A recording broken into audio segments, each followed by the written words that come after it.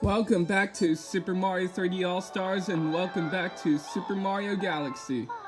As in this video, we're going to be reading Rosalina's Storybook and defeating Bowser, which is the final boss for the second time. And we're going to be doing the secret ending.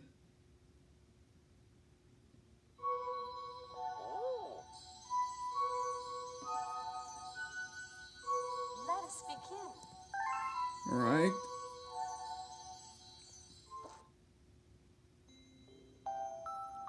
Chapter 1. The Celestial Duo. Or Calesto. Our story begins a very, very long time ago with a young girl. One day, this girl spotted a rusted spaceship holding a small star child. "What's your name? Are you lost?" the girl asked the star child. "I'm Luma, and I'm waiting for Mama. She's coming for me on a comet," said the star child, who had been waiting day and night. "Don't worry, I'll wait with you," the little girl promised Luma. At nightfall, the little girl borrowed her father's telescope and peered into the sky. She looked and looked, but she saw nothing. Hours turned into days and then years, but still the sky revealed nothing. Finally, the little girl sighed and said to Luma, "If we stay here looking much longer, I'll be an old lady soon." But then she had an idea. "Why don't we go out there and find your mother ourselves?" The girl and Luma fixed up the rusty spaceship, and then the two set sail into the starry sky. And this is how the search for the celestial mother began. Chapter 2. Starbits. That's what we collected to feed the hungry Lumas.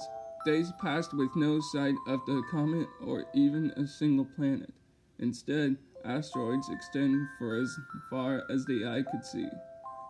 "If I had known it was going to take this long, I would have packed more jam," said the little girl above the rumble of her belly.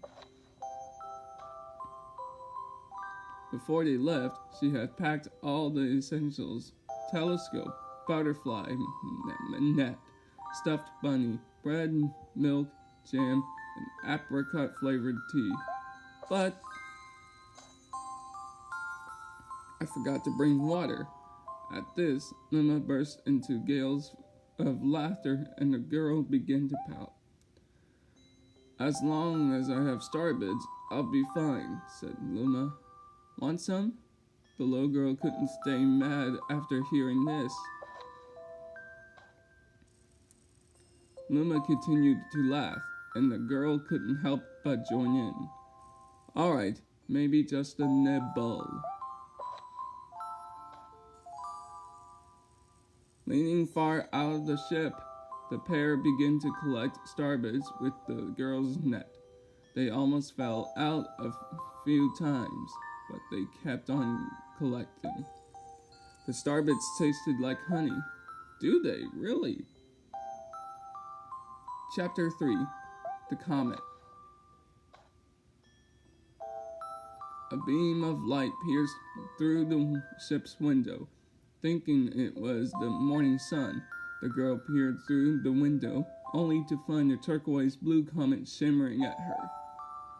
The little girl shook the sleeping Luma awake and shouted exactly, "We have to get to that comet!" The pair descended on the comet and found that it was made of ice.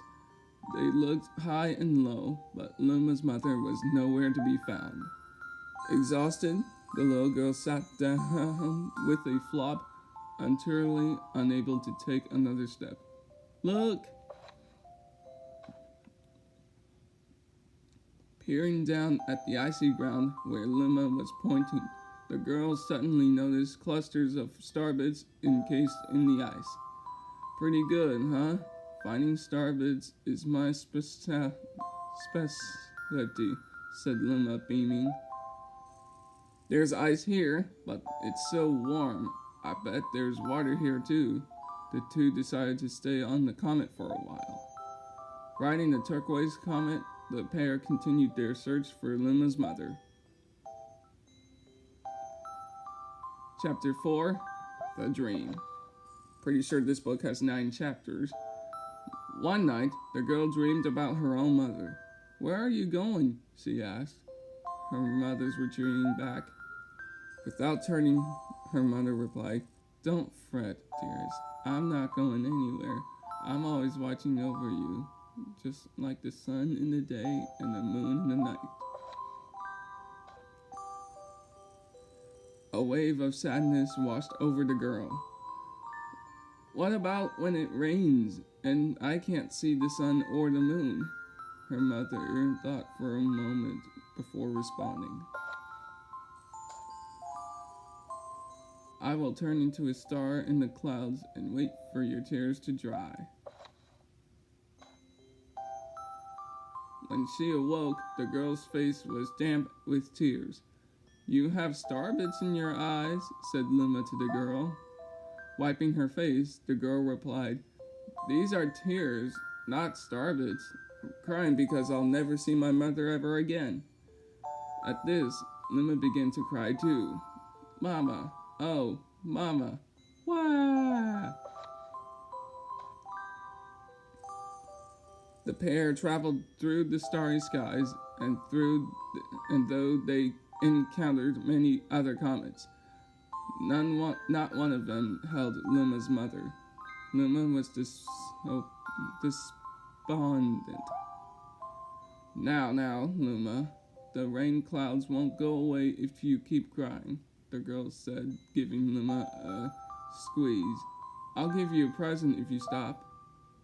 The girl closed her eyes and said gently, "I'll take care of you." With these words, she felt a small spark in her heart. Chapter 5, Home. "The kitchen will go here, and the library will go over there," the girl said bustily to herself. "We'll put the gate here." Ever since the girl took Luma under her care, she'd been bustling about at a feverish pace. It's a lot of work, but it's worth it to make a happy home. It turned out that starbits weren't the only things buried in the ice. There were tools and furniture unlike any they had ever seen, and the girl used them to build a home. Looking at the completed house, Luma remarked, "Don't you think it's awfully big for just the two of us? With the library, bedroom, kitchen, fountain, and gate, it was certainly spacious, but still, something seemed to be missing." "If only my father, brother, and mother were here," the girl said wistfully. Indeed, the house was too large for its two small residence. That night, clutching her favorite stuffed bunny close to her heart, the girl fell asleep in a starship. Chapter 6, Friends. Then one day, while the girl sat sipping tea, a tiny apricot-colored planet appeared on the horizon. From the planet, another Luma of the same color emerged. "Do you two know each other?" the girl asked the two Lumas cheerfully. Despite the girl's excitement, they seemed uneasy. "Do they really seem uneasy?" "I don't think so, because they're like the super sleuths in Disney Junior or something like that." The two Lumas neither drew closer nor backed away from each other. Instead, they just stared. Then one Luma broke the silence. "My mama." At once, the apricot Luma parroted back, "My mama, my mama." My mama, my mama. The two Lumas began to dance around the girl frantically, and neither showed any signs of stopping. The girl was so charmed by this adorable scene that she couldn't help but laugh. But that's when something very strange happened. Does it really?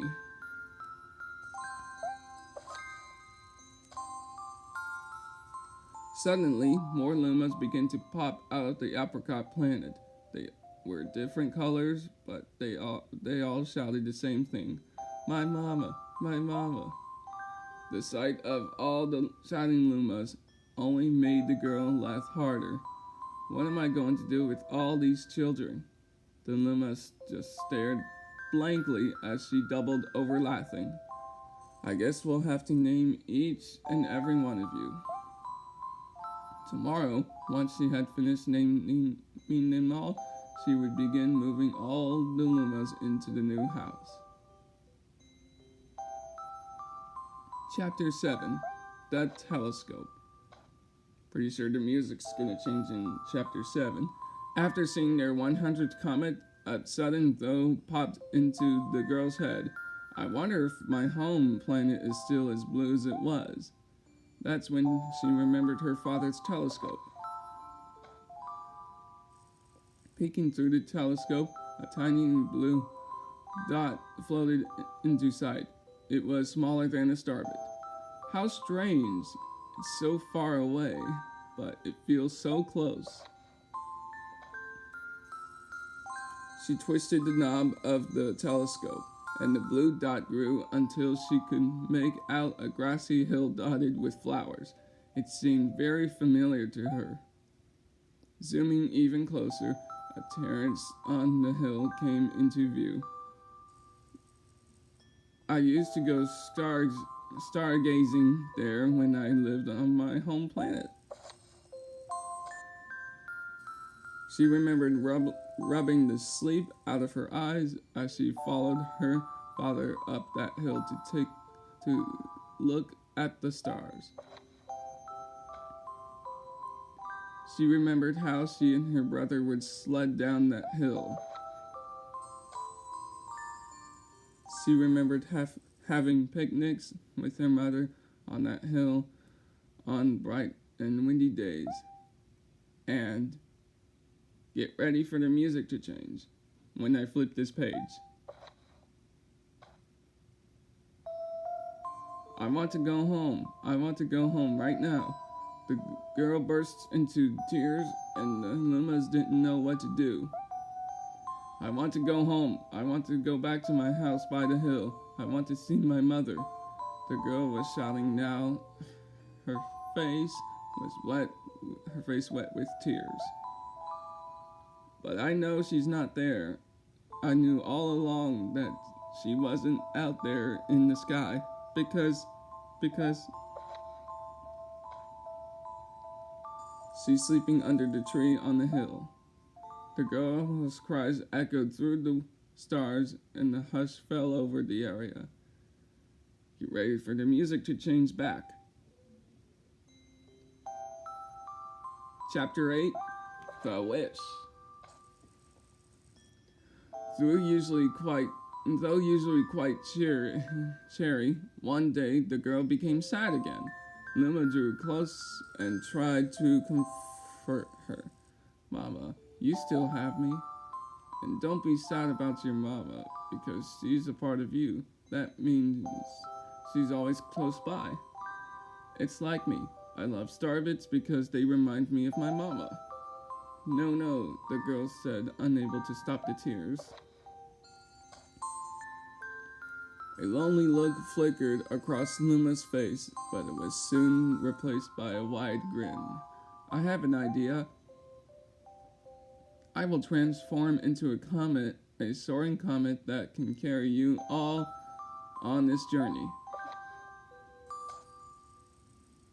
With that, Luma's trailing bands of white soared high into the sky, and just as quickly started to plummet back down. Kaboom! Kablam! The ground shook, and the bright light poured out of the crater and the Luma had created. The bands of light twisted together to form a comet tail, and then Luma emerged, reborn as a comet. The girl couldn't scarcely believe her eyes. But how? She kept asking. Our destiny as Lumas is to transform into different things, said a red Luma who had suddenly appeared. Stars, comets, planets, we can all become all these things. When I grow up, I want to become a star that makes someone special smile.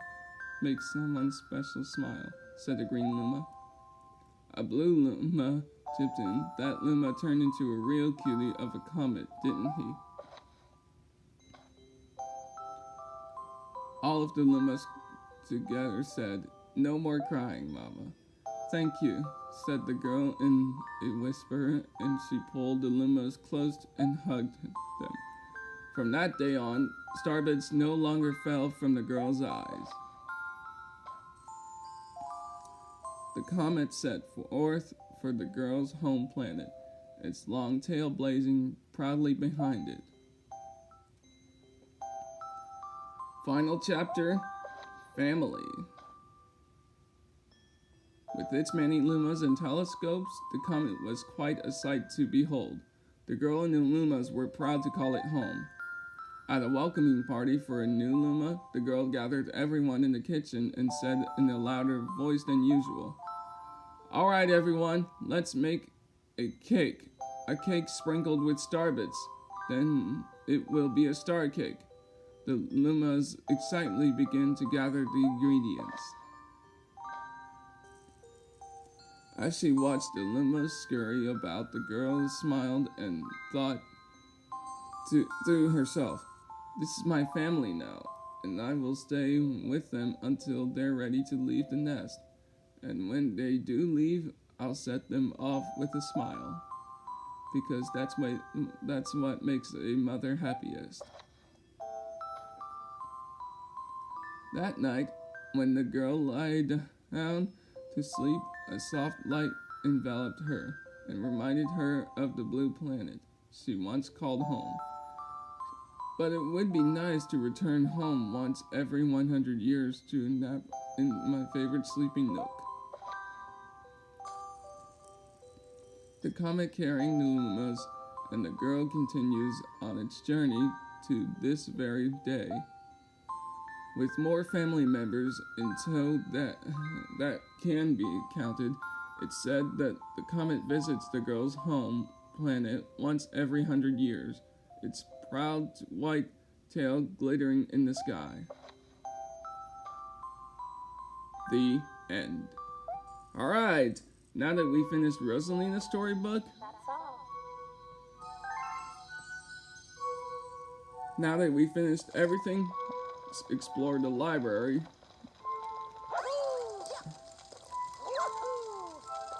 And there's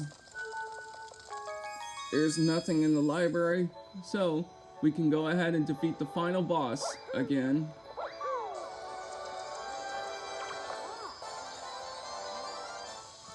And yes, I'm prepared to travel to the center of the universe.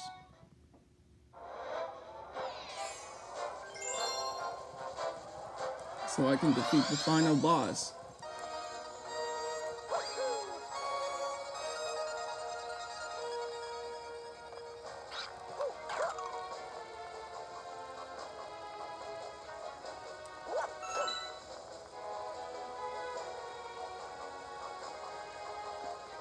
Grab our 1-up in case we die.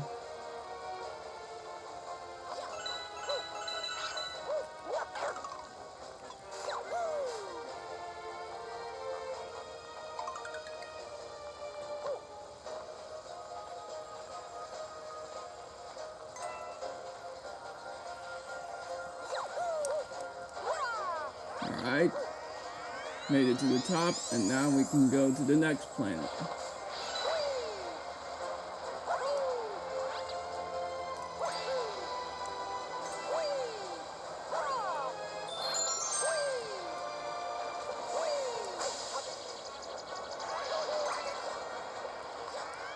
Made it.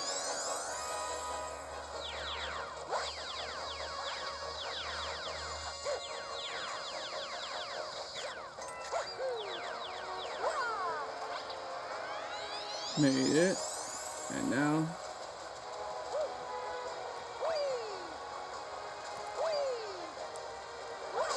Oh God. Don't sink. Yeah. Yes, I made it. That was really close. I almost fell in the quicksand.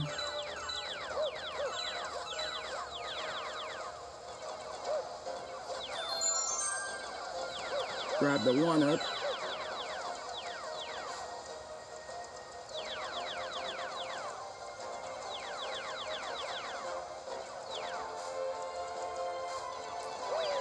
And yes, we made it.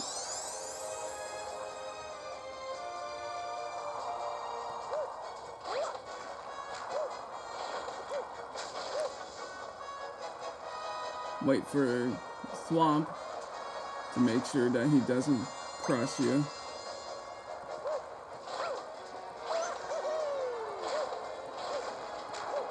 Oh God, please don't attack me, bullet bills.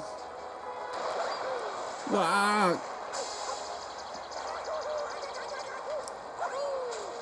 Ha! They didn't attack me. And they're not supposed. Oh God, watch out. Ah!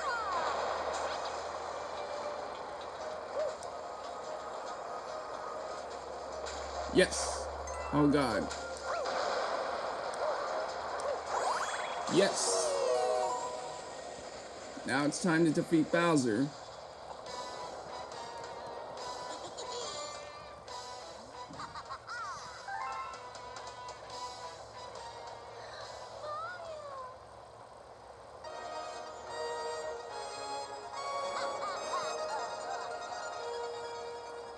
Guess what, Bowser Jr.? You're not having Peach any longer, because I'm about to defeat your father.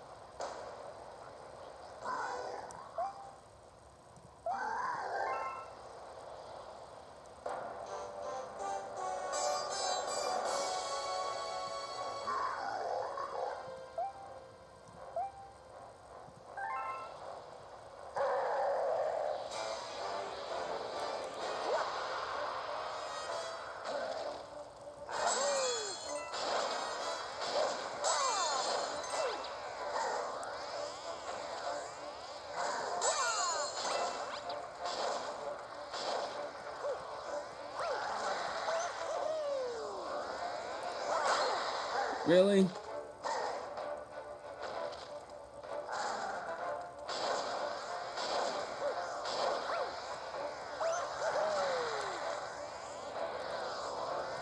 Yes.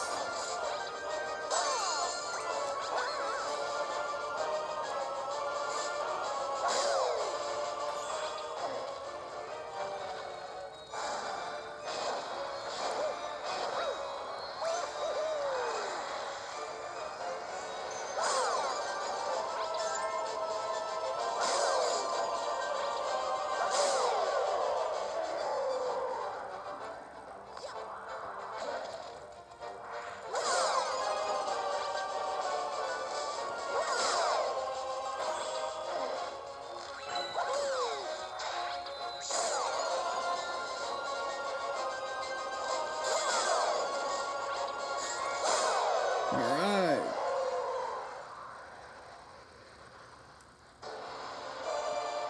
Final stage, let's defeat Bowser for the last time.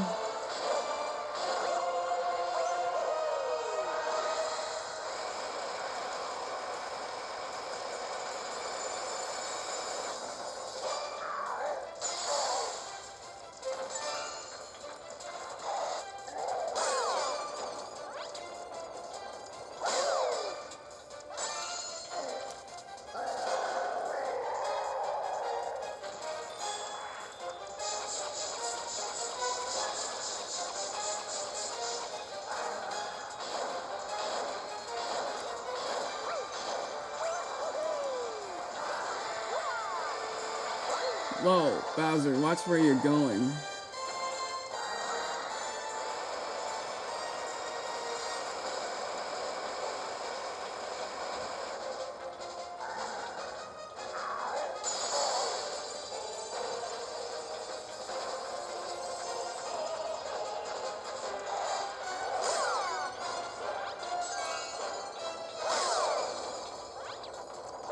Since that coin's gonna disappear, we'll go ahead and pick up our Grand Star right away.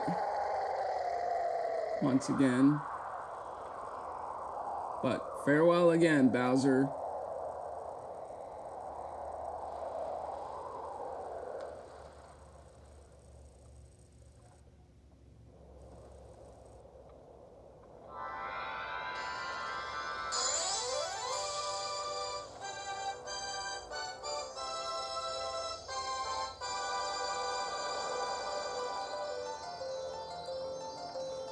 But I did find the coin. Let's see if it's still there. And it is. And now, let's get our final Grand Star once again and see the secret ending.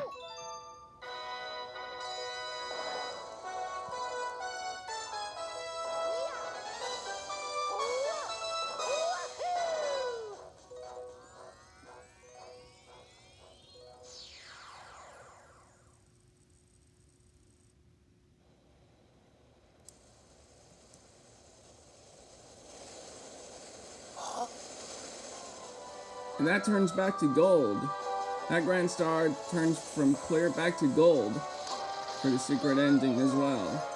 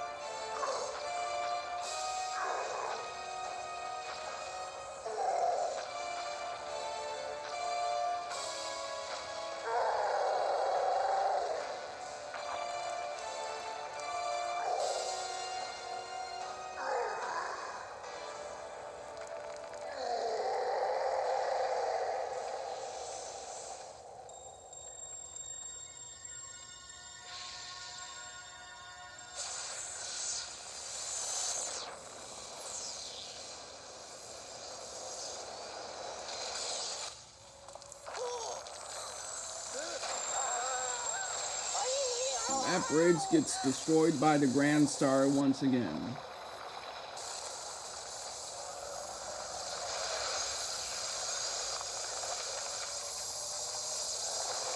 The observatory is getting destroyed.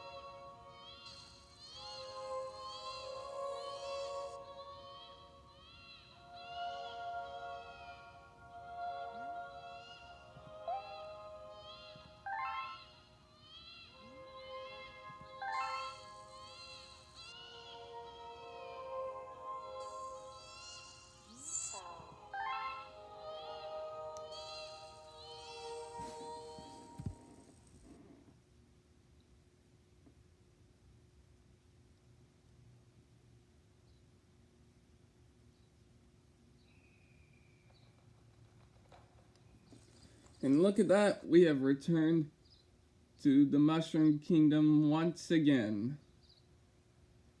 Wake up, Mario, yeah.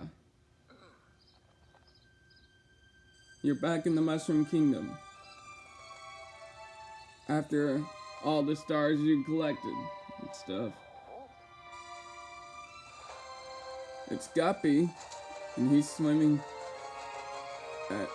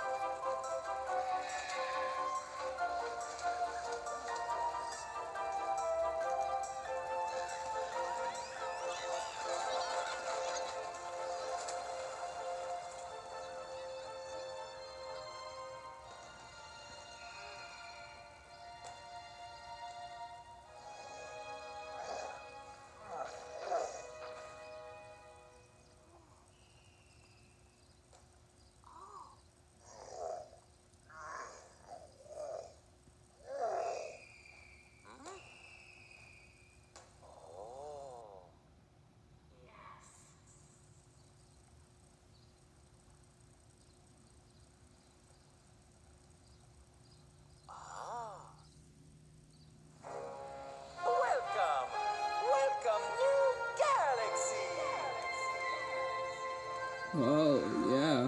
Welcome, New Galaxy, once again. Okay, here come the credits.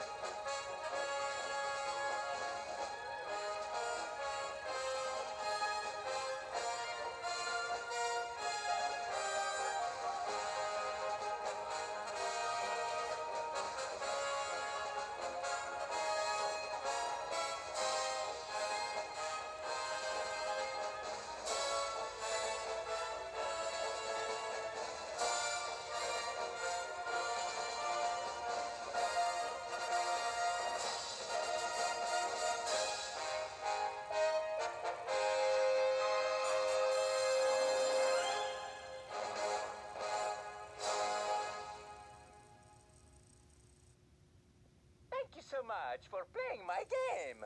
Indeed, Mario. And now it's gotta be Luigi's turn.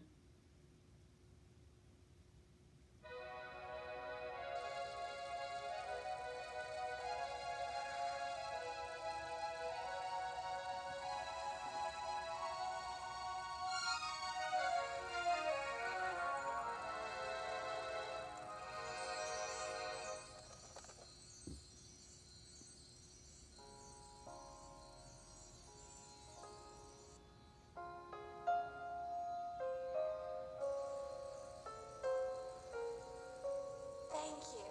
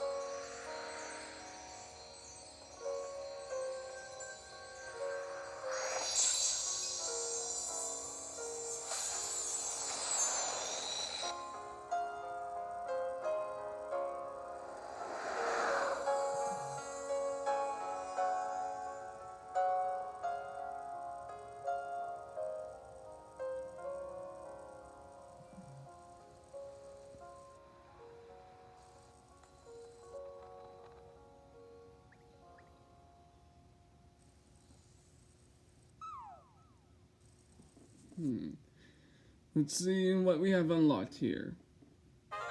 Super Luigi Galaxy. Oh, you can now play as Luigi. But we didn't unlock another level yet. But that's going to be the end of this video. So in the next video, we're going to be starting Super Luigi Galaxy. Because we're about to give Luigi a turn right there. So we're going to go ahead and save our progress. And I will see you in the next video. Bye bye. As soon as press A shows up.